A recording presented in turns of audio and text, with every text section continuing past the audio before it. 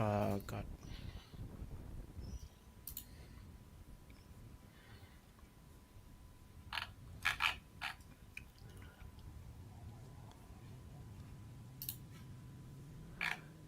In the spirit of reconciliation, we acknowledge the traditional custodians of country throughout Australia and their connection to land, sea, and community. We pay our respects to their elders past and present and extend that respect to all Aboriginal and Torres Strait Islander peoples today.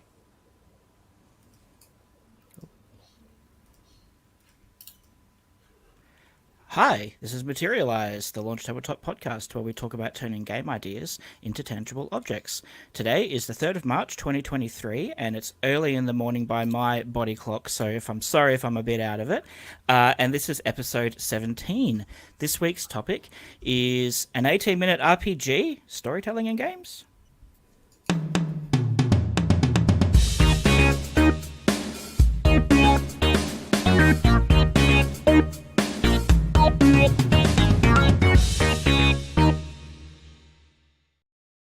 Hi, I'm Eris and I'm your host, and this week I'm joined by Alana. Hello, Alana. Hi, welcome back again to me. Yeah, it's another week in a row. It's good to have you back and on deck. Yeah, absolutely. I see you've got a fancy top on today. Oh yeah, going for game the gaming motif. Yeah, this comes out every now and then. Perfect. I don't think I own a gaming shirt. I'm going to have to look into rectifying that. So awesome. We also have Kate with us. Hi, Kate. Morning. How's everybody doing?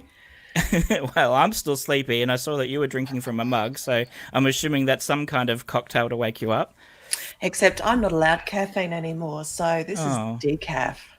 Oh, well, maybe it'll still work via placebo or something. I don't know. No, like your brain will just think coffee and Kate's brain knows. Kate's brain knows. Yeah, brain is well aware that there is nothing in here. Yeah, this is day 4 of no caffeine and hard adjustment.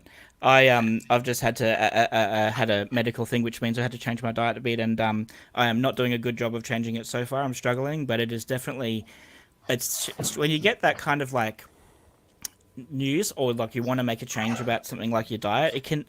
I realize all these foods that have stuff in them that I'm like trying to avoid, and it's just like I was like hadn't even really thought about the fact that it's like everywhere or whatever, like so yeah. Life. Feel your pain. I feel your pain. And so then the game designer brain in me says, "How do we make a game about this?" Like someone gets a diagnosis. Oh, Alan, not you too.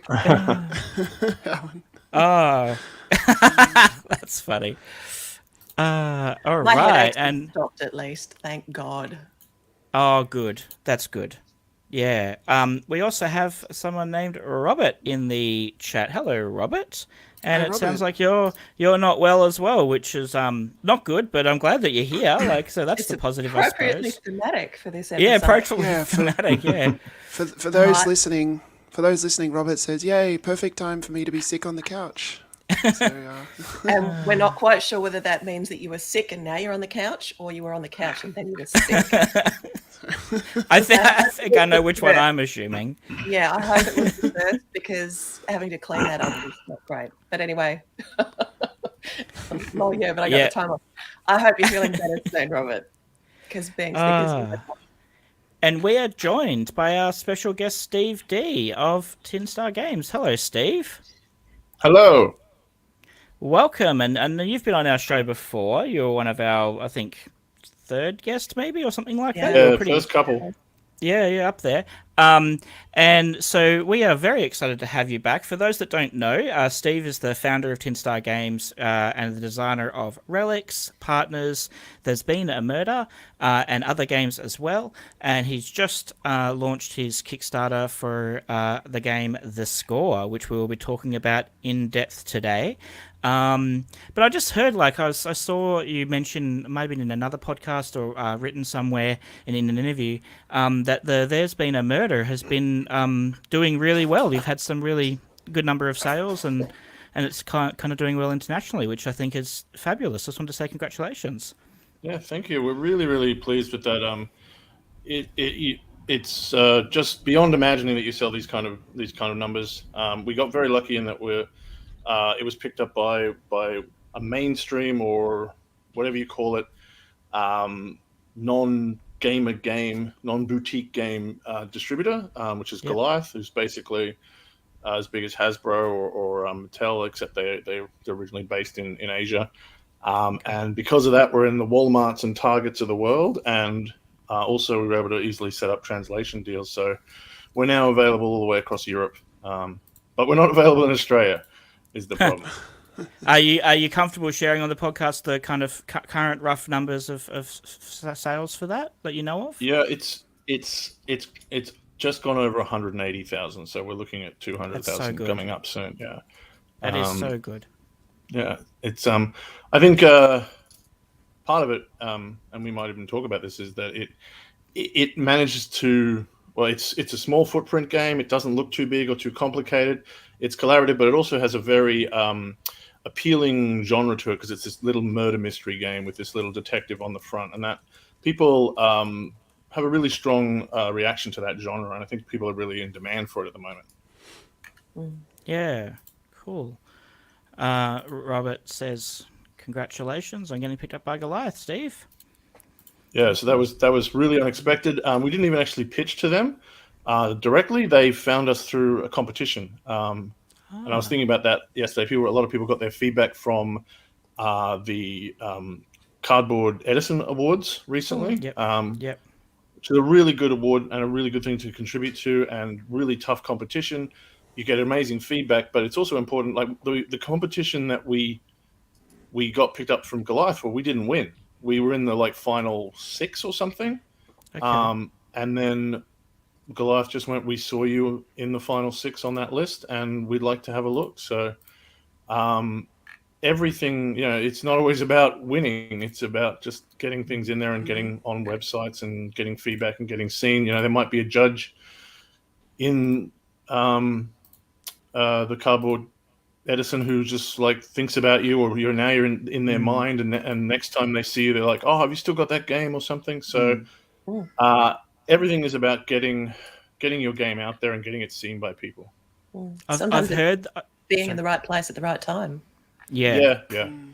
I've heard that the Cardboard Edison Awards, they have a lot of, I've heard of a number of games that have been picked up who, they didn't necessarily win the main, the top prize, but they, were seen by different publishers, because it is a very, is there 50 judges or something like that, or around? There's a lot of judges. Yeah. It's a really big number of judges, so a lot of people have a chance to see. They don't all play the same games, though. They kind of get allocated a selection of games to process. But yeah, sorry, were you saying something, Alana? No. Oh, okay. Carry on. So I guess, Steve, you've just launched the Kickstarter for the score, and I'll put a banner up with a link, but it's a long link. So if you go check the description on the YouTube video or on the Facebook event for this live stream, it should have this link. I will just read it out in case anyone is just listening. It's kickstarter.com/projects/Steve D STEVEDEE /the-score-numeral 2, like number 2. So if you search for Steve D or search for the score, you might be able to find it. If not, the other way to get a link is to go to tinstargames.com, and I'm pretty certain you've got a link on there to it, Steve. Is that right? We should have. I'm just worried that I haven't. Last night was a bit of a flurry. Oh, of course, it was hectic for you. Yeah. Yep. And you can also find Steve. Haven't actually updated the front page to say we've launched, but the link is there anyway to the pre-launch. Oh, beautiful. Now. Well, you can also find Steve on Twitter and other social media places as Tinstar Games 1. Is it Tinstar Games 1 everywhere, or is that just for Twitter? No, it's just for Twitter. Okay. Years ago, there was somebody who was just reporting all my posts, and it ended up being easier just to shut that down and restart about 3 years ago. So we have a 1 digit there, but we're Tinstar Games everywhere else. Okay. So cool. So find Tinstar, and then you can find the link to the Score Kickstarter and have a look at it. So I guess the first real question for you, Steve, is just what is the score? Yeah, Score is a 18 card, 18-minute storytelling game about pulling off the heist of a lifetime.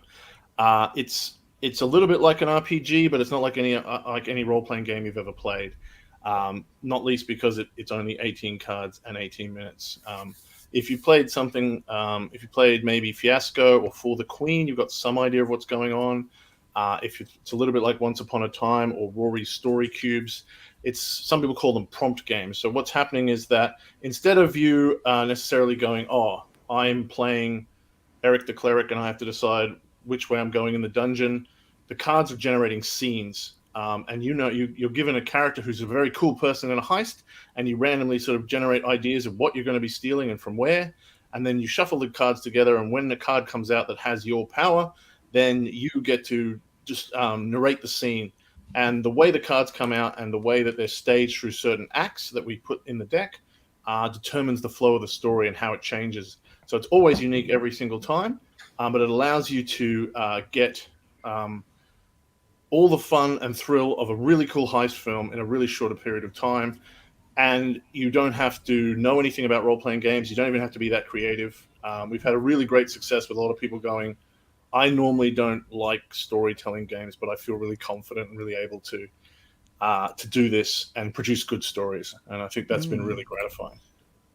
I watched a video because you have a video on your YouTube channel which was showing how to play the game, and so I watched that last night just to give myself a bit of a preparation for this talk today. And I noticed that you use the cards in some interesting ways because you've got multiple bits of information that mean that so it can be like a skills and abilities that are assigned to people, but then it's also the location for where they've got to do their heist. And I thought it was interesting how you've kind of integrated that, but you don't. It's not just draw one card and everything's there. You get dealt your cards, take some abilities, but then cards go back and then they come back, and that's where the locations come from. And so it's reusing the cards in an interesting way. And I thought that was a clever idea. Was that kind of part of the core idea originally? Did that come out from just testing it and iterating, or? So the original version of the game was done for a Button Shy competition. So for those who don't know, Button Shy put out 18-card games. That's their entire niche of the market, and I think they try to do one every month. And they've also run really interesting competitions along the way, trying to test people's design limits. Like, can you make a game where all 18 cards are the same, or where there's only one card, or you don't use a table, or all these kind of things. Their games are really inventive, and they had a role-playing game competition 2 years ago, so 2021 in May. And that's where I started working on this. And when you're dealing with an 18-card game, you're looking at multiple use of cards. It's just a good way to use that real estate. And so we originally we thought we need ways to generate as many ideas as possible. And I can even show you some cards. Every card, the first thing you do is generate the cool ideas of what you're heisting and where. So on this card, for example, we have you're stealing some codes from a laboratory, but you actually pick multiples of these. So, you don't have to pick the same card. So it's always different. So this one's documents from underground or underwater. Okay. We did a great underwater heist last night. That was a lot of fun. And so on and on we go. Jewelry from a tomb.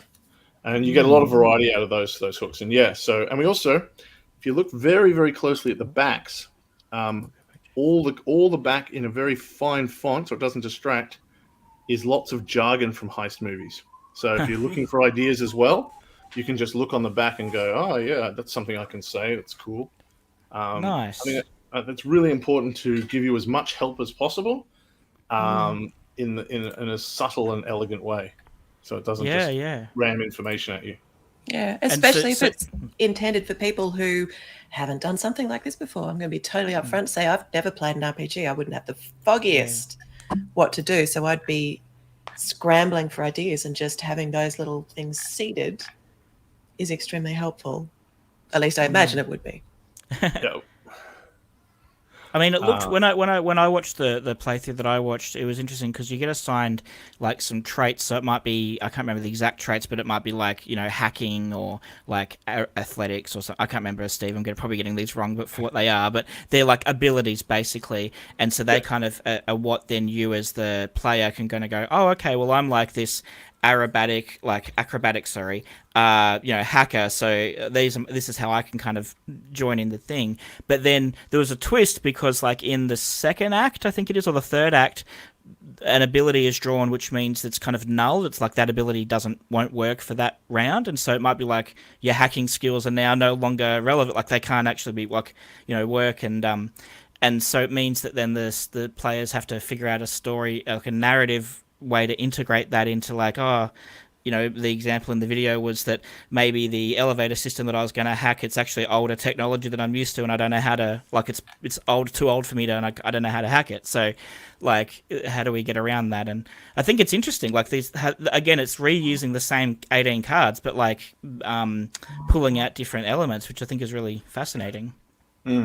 Yeah. So the way it works is as we go through the different acts of the story, your ability will work in some acts, but in other acts it will be shut down or compromised, or there'll be a complication. And you don't know going in because it's all shuffled, you don't know which part of that story is going to happen, and whether you'll be talking about how this is me hacking effortlessly into the system, or maybe I'm trying to hack into the system, but they've shut me out, or the elevator's old tech, so I can't actually, it's not connected to the computers at all, or something like that. As you said, that was the example, and people don't mind failure as long as it's nicely telegraphed. Nobody wants to roll the dice and get a low number. But if you go, okay, you're going to fail in this scene, but tell us why and how exciting it is, people really go, yeah, absolutely. I really wanted this to work, but you still get a spotlight moment. Yep. And also, like in like a regular heist story, like a movie or whatever, there's things that go wrong. Like something happens, and there's the bad guy does something that you're not expecting, or your machine breaks, or your ex-girlfriend walks into the lobby, and you're like, what do I do? Like, so it's things happen, right? So just on I guess a selfish question, because we were part of Launch Tabletop and Launch Lab. Did you use Launch Lab at all for any of the prototypes or demoing copies of this? Yeah, so I couldn't remember. We did indeed. So all the cards that I've been showing you are actually from Launch Lab. So, there you go. Awesome. Yeah. Cool. So we needed prototypes to send to reviewers. So that's just a great thing that you can do with the feet pokes at Launch Tabletop, because they do short runs and everything. You just go, look, we need a bunch of copies to send out to media, and they did a nice and a very fast, quick job as well. So, and they came out really great.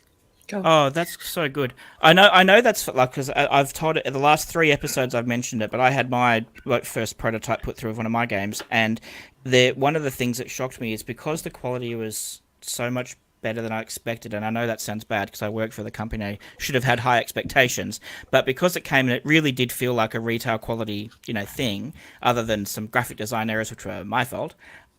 It did get me thinking, I could totally just send these out to reviewers, to demoers, and I put it up in a Facebook group, and I had some international people going, I'll playtest your game, send me a copy of the game and I'll playtest it. And I was like, I hadn't even thought about trying to do like playtester copies that I could send out to, try and start doing a network of playtesters. And I've heard of bigger game design companies or designers like doing that, like, or people who've got a lot more money. Like I remember Stonemaier did that. They did 700 copies or something they sent out for Scythe, was it, or something? They had a huge number that they were sending out for review copies of that game, and not review, sorry, playtest copies of that game, but it just got me thinking, I could totally use Launch Lab as a way for playtesting as well as for demoing and sending to pitches and stuff. So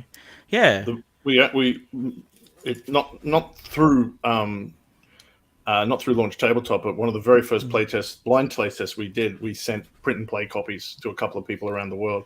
Cool. At conventions and playtest events, and going, can you try this and give us feedback? So that's, if not everything can be print and play, obviously this is a very small footprint thing, but if you can make up a set or something, or we can go, look, this just needs counters or money or something.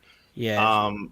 We're connected to the whole world, and lots of people everywhere will want to play test your game these days. There's even a whole print and play community that only likes to do print and play games. I can't remember the name of the website, but there's basically a website where print and play nerds just share everything. And last I night, know actually, sorry, go.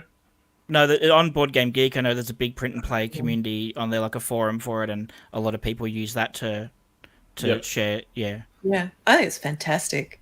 As someone who likes to cut things up, mine's fabric. The idea of people going, I like cutting up bits of paper and playing with them. I think that's lovely. Yeah. I'm not totally anyone who does like PMP. I'm not pulling the piss. I think it's fantastic that people love doing things with their hands, cutting things up and making something. It's very satisfying. And some of them are so high quality. Like some people put such precision into what they're making. Like, yeah. I was just going to say, we have a full print and play downloadable for the score on our website and on the Kickstarter, and we had some lovely photos of people going, I backed it, but I'm checking it out. So, I love it. That's so good. Within a few hours, they printed it out and they were playing it, and wonderful. Yeah, there's a huge place for we're making this game, we're going to sell it, but take a look. We don't have anything to hide. There's nothing up our sleeve. Take a look. This is what it is. It's sort of like the analog version of like a free level on a video game, where you can try out the level and see is it actually your cup of tea before actually buying the game. Which is cool. Yeah. We might take a small break and we'll do our ad for Launch Lab since we were just talking about it anyway, and then we'll come back for the rest of the discussion after that. Launch Lab is our small batch print-on-demand service for tabletop games. Whether you want just 1 or 1,000, we have you covered. Select from our library of components to build your next game. We offer high-quality printing and components at a competitive price with fast production time, shipped to almost anywhere in the world.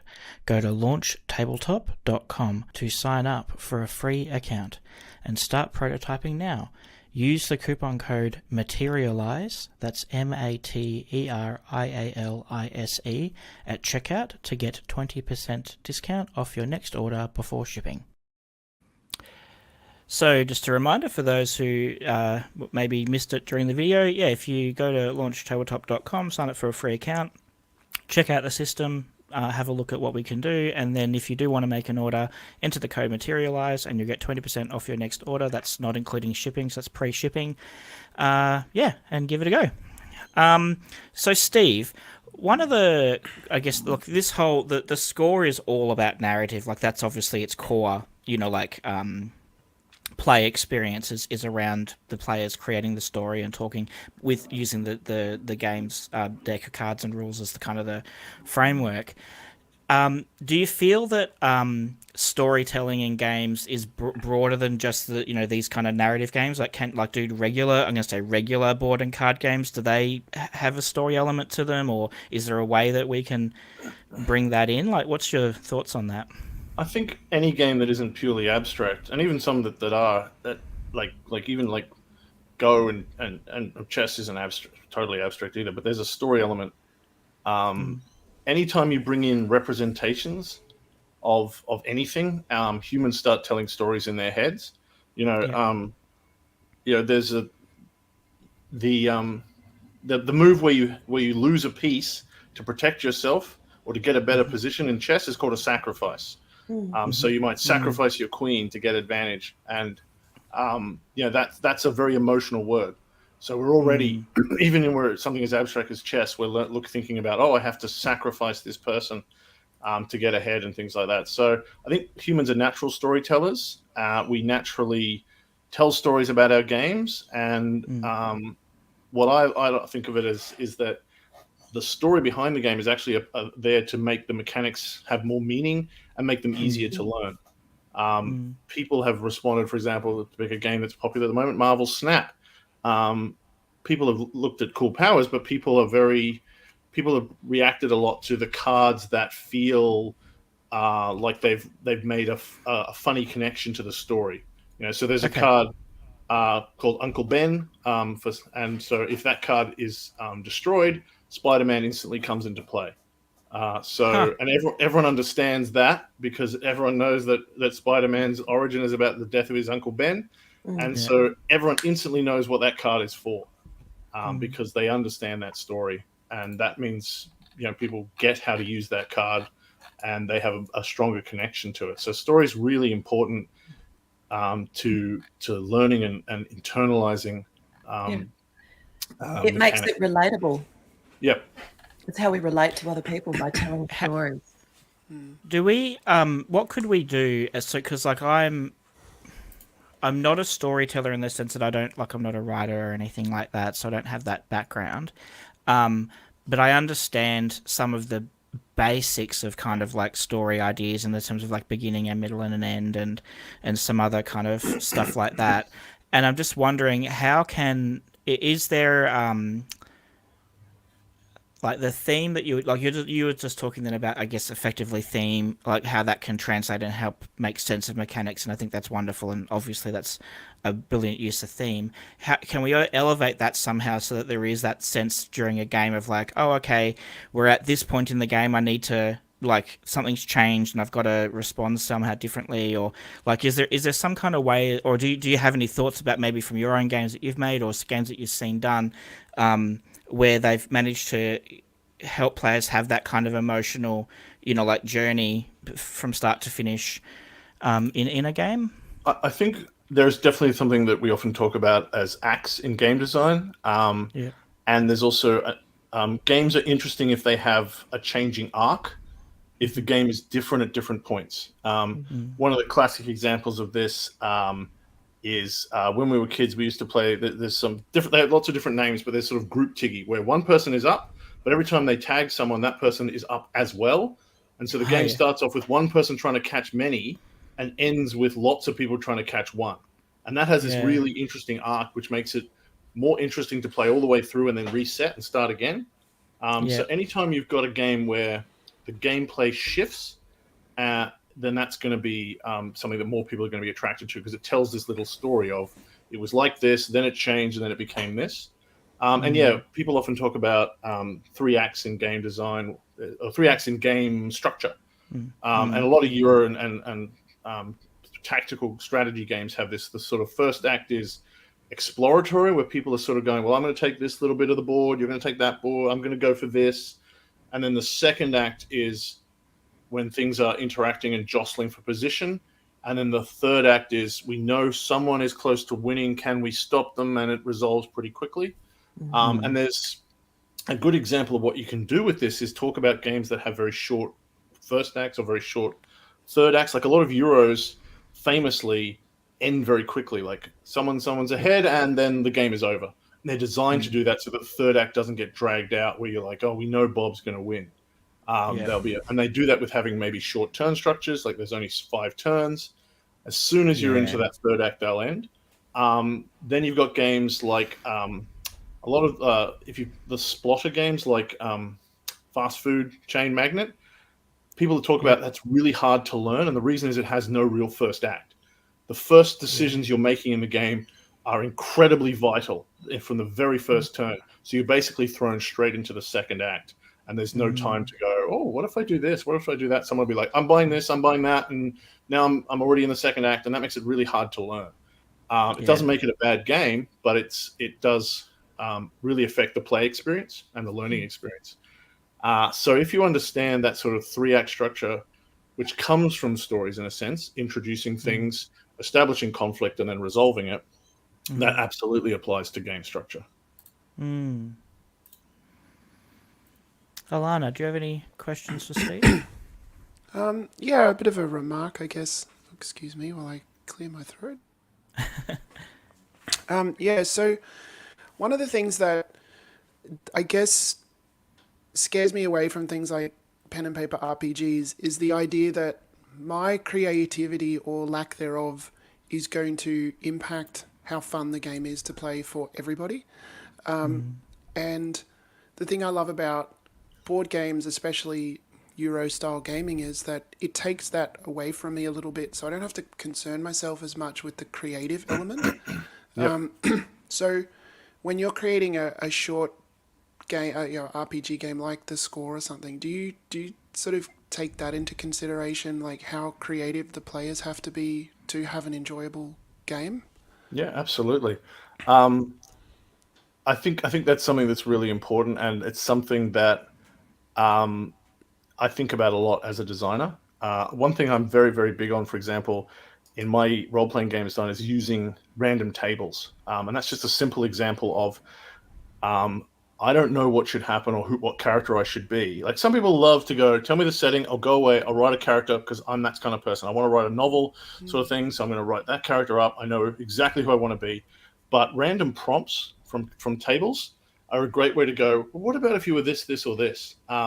And when I was designing Relics, my first big independent role playing game, I filled it with lots of random tables for character generation and for picking your powers. And we had a huge reaction to that, with people going, "Oh my god, I just played this game where I was like, this angel, and once I was Marilyn Monroe, and I invented the platypus or something." Because you find out what kind of angel you are, Yeah. and people were so excited by that, and it drove the game. And it also has a system where other people talk about your background because so you're not just creating it yourself. So that was something that sort of inspired me to go, okay, I know how to do this, and character generation.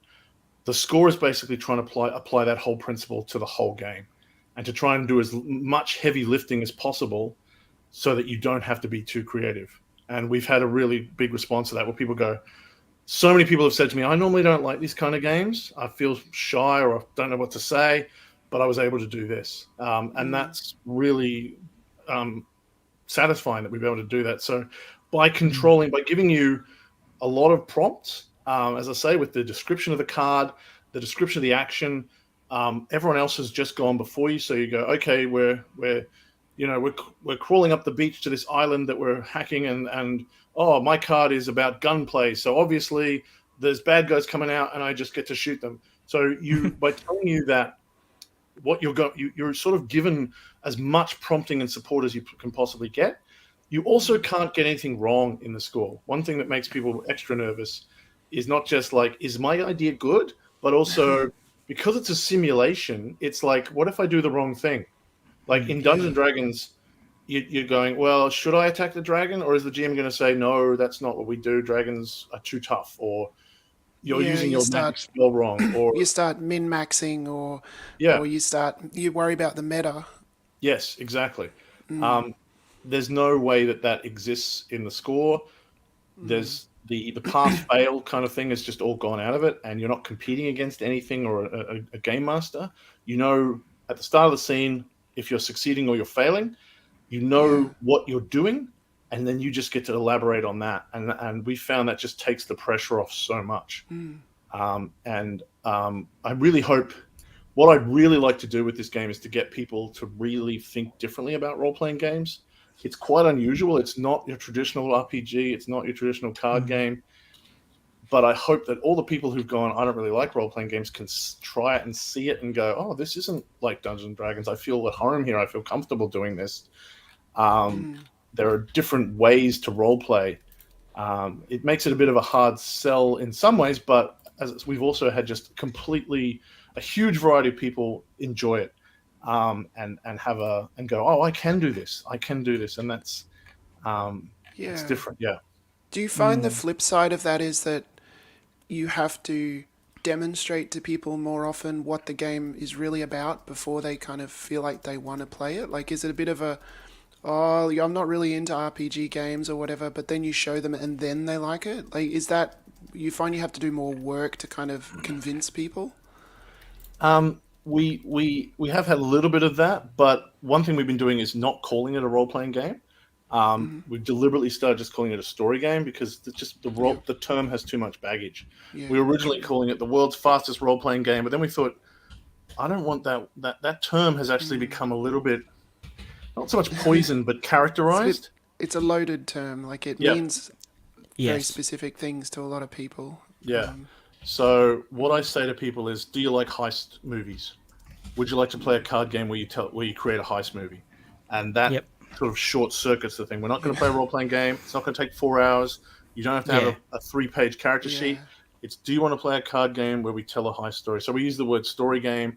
We use heist movie storytelling, that kind of thing.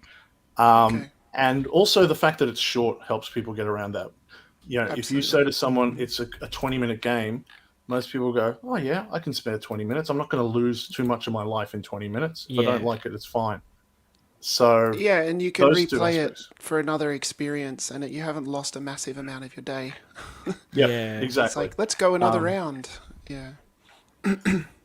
And you're right, RPGs definitely have that reputation of being like a huge investment in kind of every axis of investment, but like financial time, all that kind of stuff. So yeah. And obsession as well. People think you have to be like, oh, do I have to know all the rules? Do I have to be like, do I have to wear a costume? Do I have to play every single week? Yep. Yeah, and it's and like it's because it's, I guess, a lifestyle game for so many people that then new people to it see that and go, oh, do I have to make it my lifestyle too? Like, is that the way to do it? Yeah. Yeah. So we're deliberately just remove that word and I think that brings that was a good. accessibility threshold down a little bit. Yep. Or at least the perceived accessibility.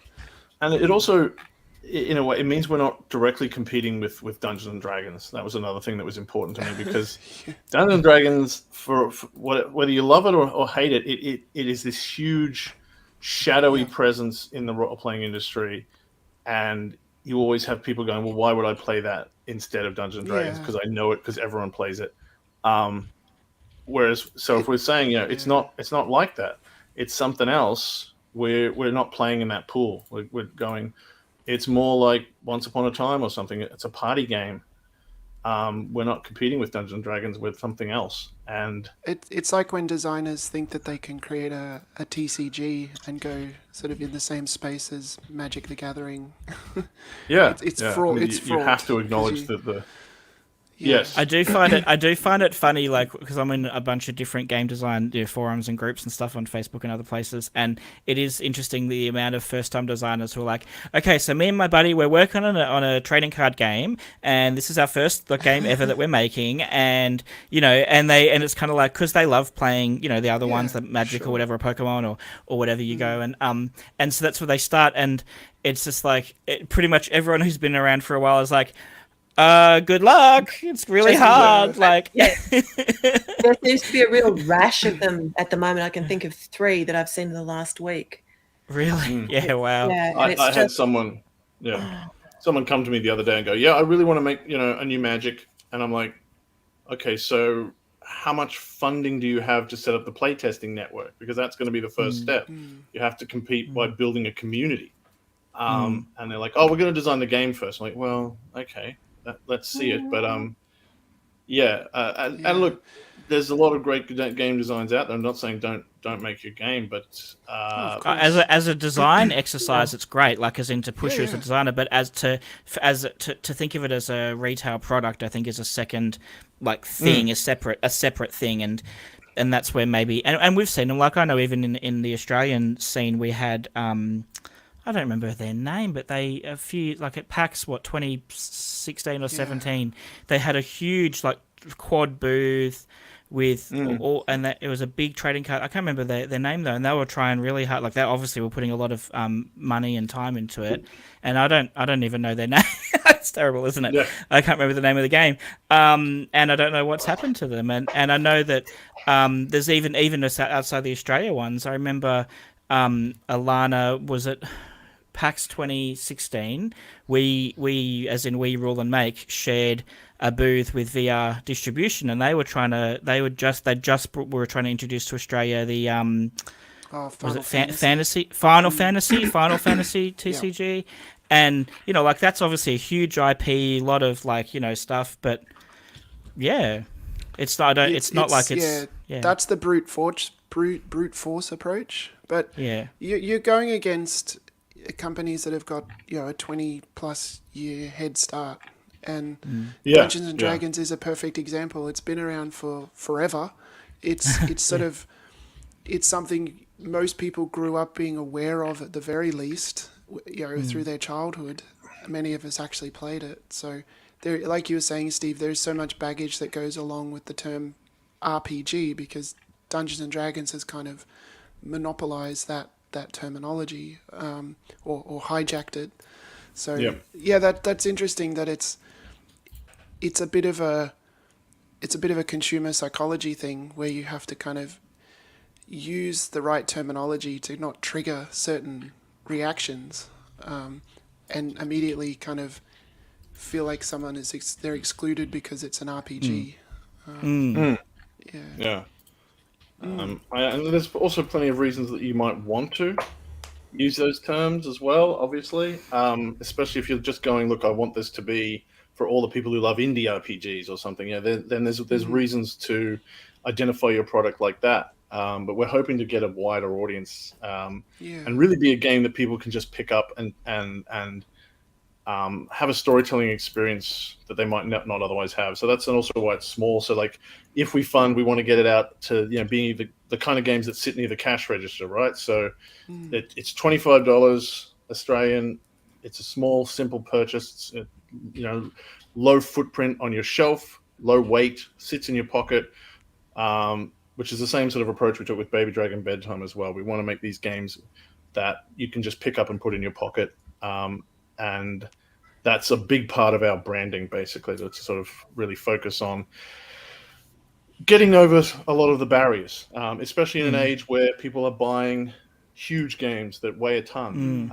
We actually specifically also call that out on the Kickstarter. We're like, especially, and again, for whether people have time approachability. Like you might buy Gloomhaven, or you might buy some huge RPG and it's 300 pages long and it comes with a campaign and you never play it. It goes on your shelf. Even more than board gamers, that the role players have the shelf of shame issue where they buy games and they maybe don't even read them. Book.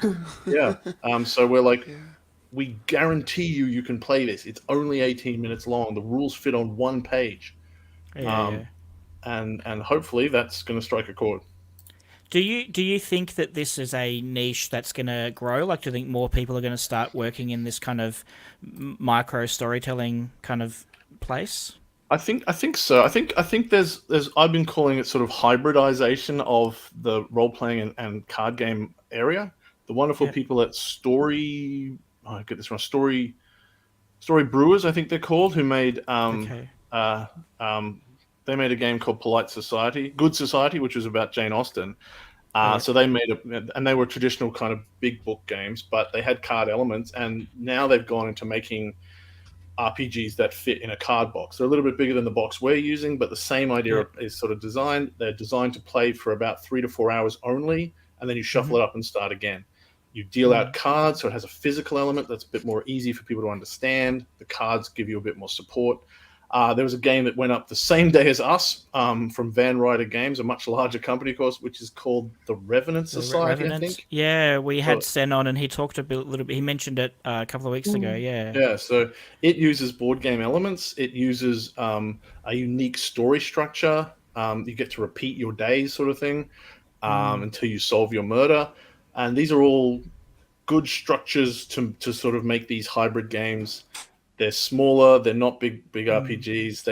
They're not big books. They use board game elements to make it easier and accessible. So we have. It's interesting that you mentioned about the Revenant, because I looked at the Kickstarter briefly, maybe not obviously enough, and I think, or an ad or whatever, and it said, an RPG by Banana and Sen, and I was just like, I don't really play RPGs, so I won't really check it out. But now you're telling me it might be a bit of a hybrid, so I'm like, maybe I should check it out, because it might actually be a good fit for me to try.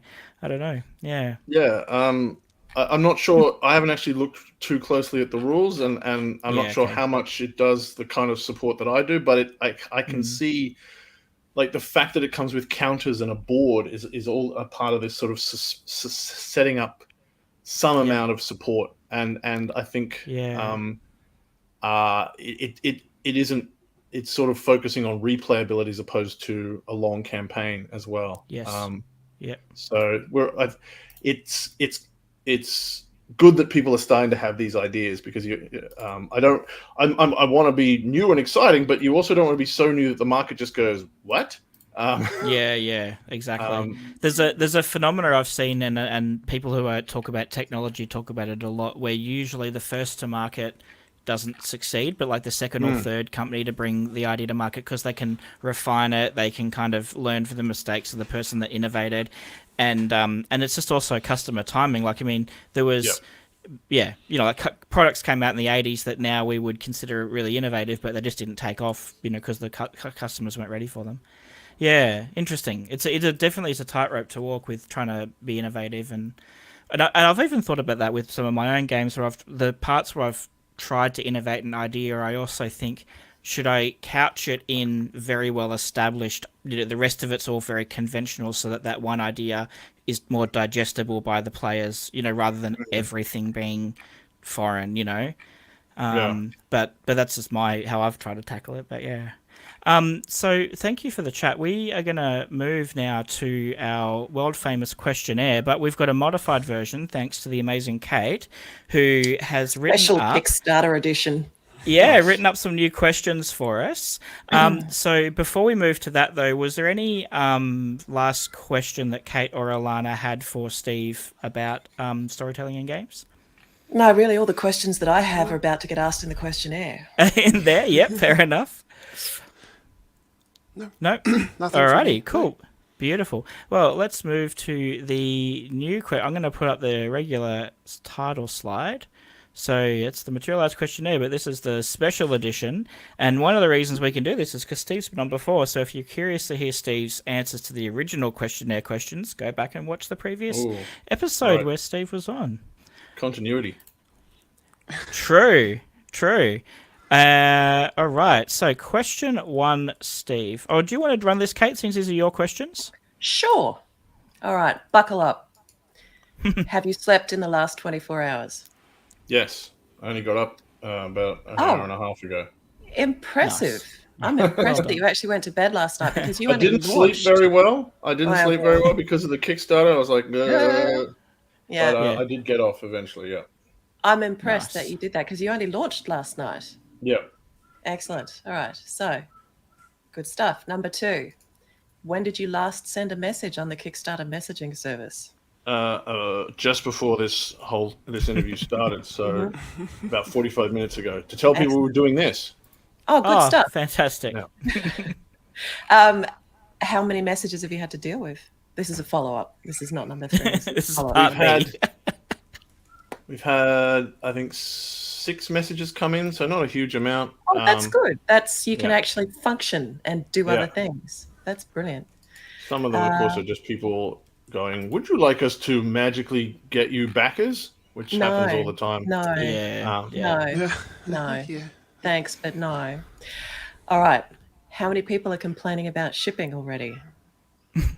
None yet, which is good. We've haven't given a set price. We'll charge you that after the Kickstarter.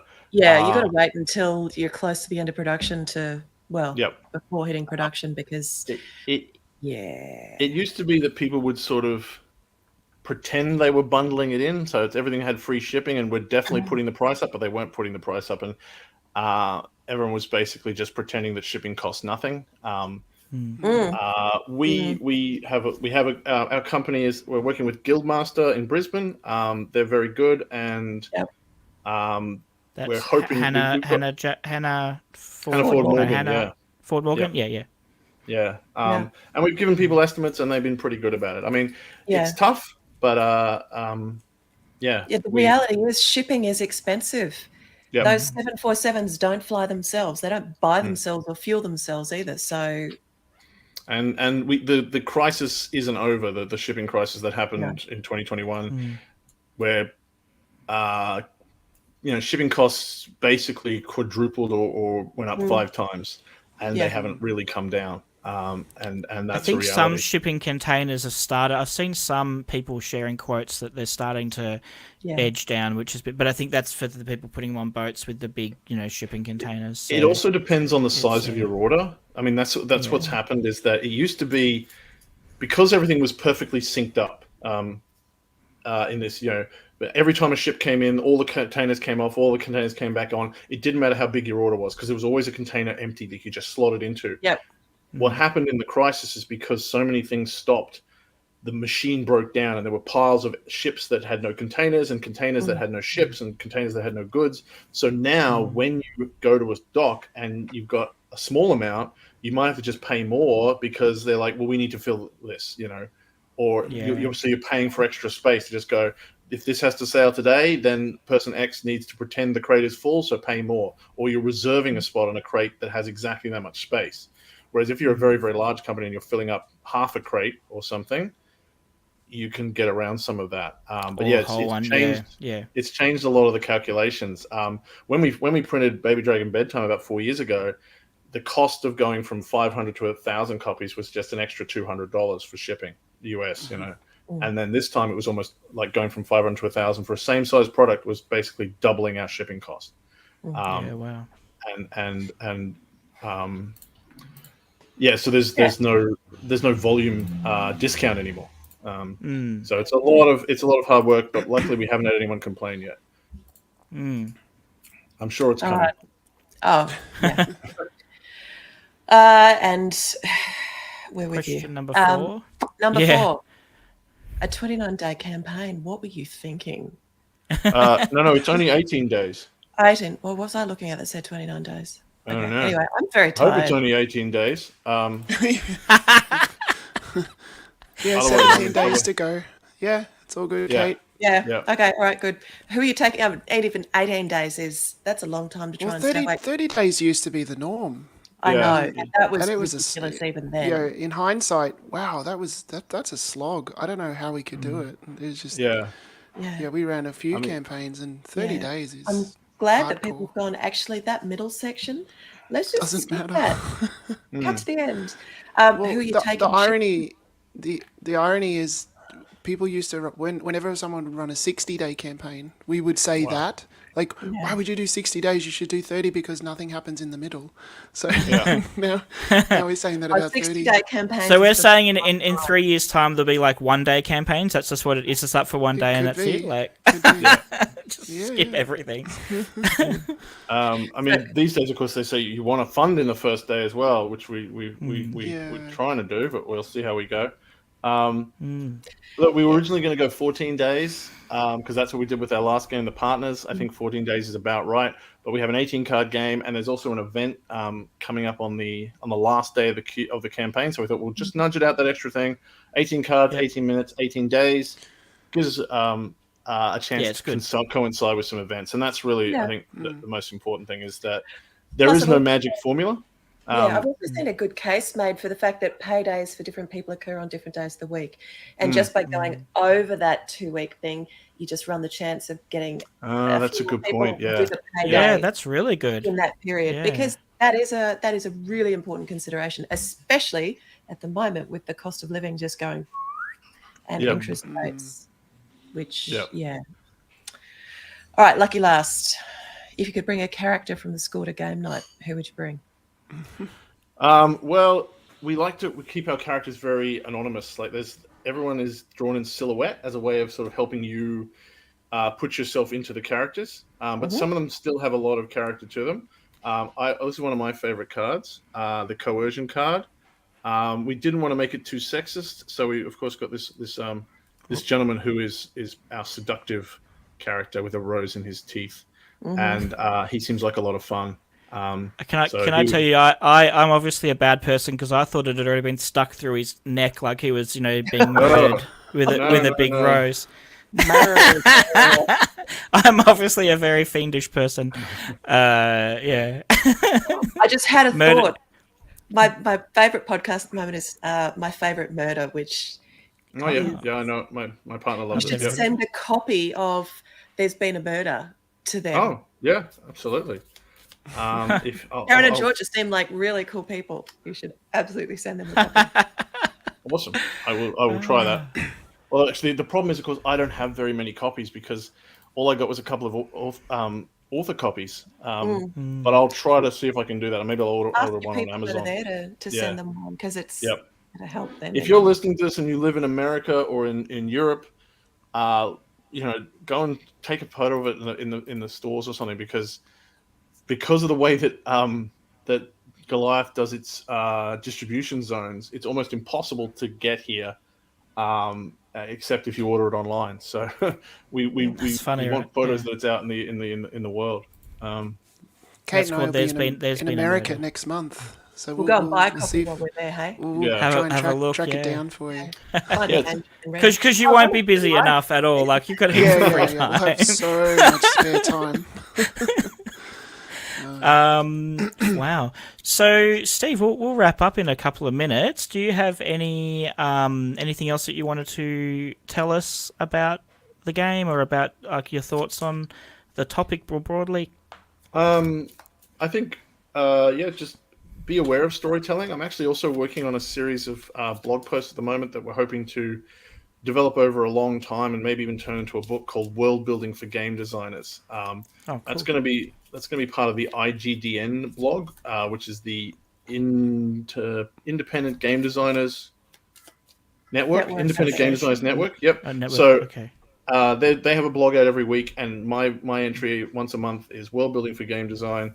And if you're interested in and we talk a lot about story in that as well, because world building and story are connected. So if you're interested in storytelling and world building in game, check that out as well. Think about the story you are telling. And if you're not sure, you can also hire me to do world building for you. I've done that for games before, where people have called me in to write campaigns or stories or character backgrounds. You don't have to do everything on your own. And that's something else that I've done a lot of in my life, in RPGs. If you've got any other questions about the score, grab me online, Twitter, Facebook, email, whatever, and spread the word if you like the idea, because we're a small company and we need as much word of mouth as we can get. Yeah. Well, I mean, I'm certainly excited to play the game and get my copy. I will admit that I've been back to the game. I'm in your list. So I look forward to it, because I'm similar to something that Alana said earlier. I've always had a bit of trepidation around RPGs and my creativity regarding them, and so it's always been a bit of a challenge for me to kind of get into them. So I'm curious to see how I go with this one, where it's both the shorter format and that bit of structure that's provided by the. One thing I didn't ask you is, how many players does the game play? It's 1 to 6. Okay. And if we get to the stretch goal, there's a few extra cards which can take it up to I think 8 players. So Yep. So if we can get to that as well, it's just easy to add more cards. But 6 is about the limit. There's definitely flexibility though in that as well. But that's also great for a regular board game night, because a lot of games are 6 and less, like like 4, 5, 6 are sort of like common numbers. So that's really cool. Nice work. Well, I will move into our outro section now, unless Kate or Alana, you had anything else you wanted to bring up? I'm all good. Alrighty. So, thank you very much, Steve. It's been really good talking to you again, and I really do hope that the score funds and is successful, and I look forward to seeing that good news in the future. And we've already put up at the start of the episode where people can find you, but we will put them up again. I'm just going to find the buttons.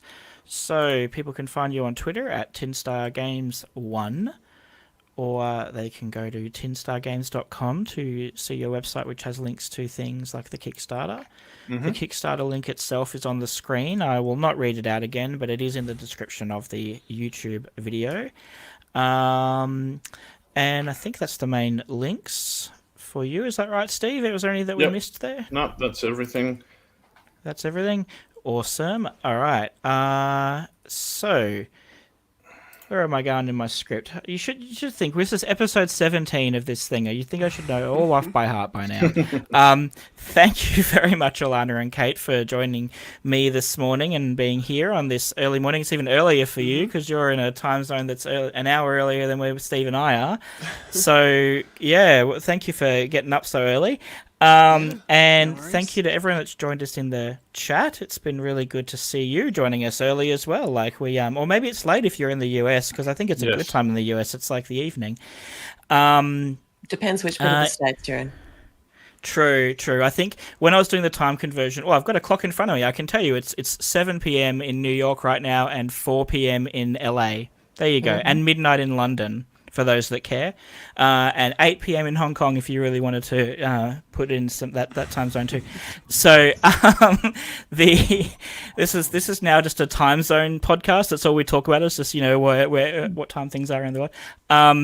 So yeah, thanks for everyone that was in the comments. If you want to continue chatting, then please feel free to do that in the YouTube video once it's gone live after this recording. You can also join us in Discord, which is... Where's our Discord button? There we go. Which is ltt.ltd/s/discord. We also talk about in there any questions to do with Launch Tabletop and Launch Lab. If you're having some technical questions or you just want some kind of ideas on maybe how to approach solutions for your game, like what components to use or whatever, we have a pretty vibrant community, and it's really encouraging seeing people talk about their projects in there. So we'd love for you to see you there too. You can also find us at launchtabletop.com, which is also where you can sign up for an account and get access to Launch Lab. It is free, and you only pay anything if you make an order. If you've already got a...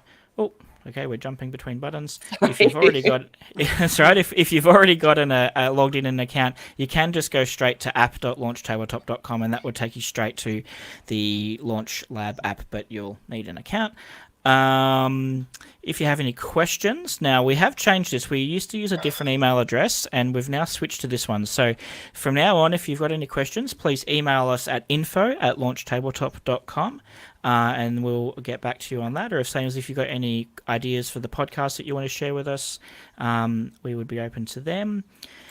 As mentioned before, if you do make an order through Launch Lab, you can use the code Materialise at checkout for 20% off your next order before shipping. And then the other thing that we have in the process of just launching now is Stellar, which is a service for publishers and artists of board game artists. If you've already got assets that you've made for games, like you've invested in artwork and you would like to have some really lovely metal prints. I've got a little sample one here that I've got, and I think Kate and Alana have other ones. I don't know if they've got them on hand, but they've certainly got other ones, bigger ones. Oh, there you go, Kate's getting one. So that's the normal size.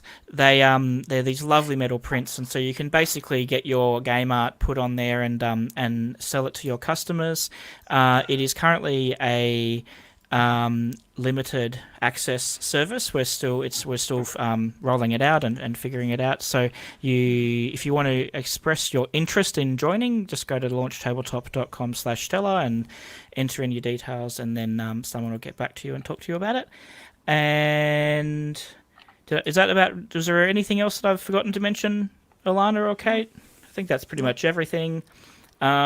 Because I did a find and replace in our doc where I changed, our previous guest was Matt Dunstan last week, so I did find and replace Matt to Steve. So now in my notes it says use code SteveRealize for not Materialise. So I've got to fix that up. So it's just Materialise is the code.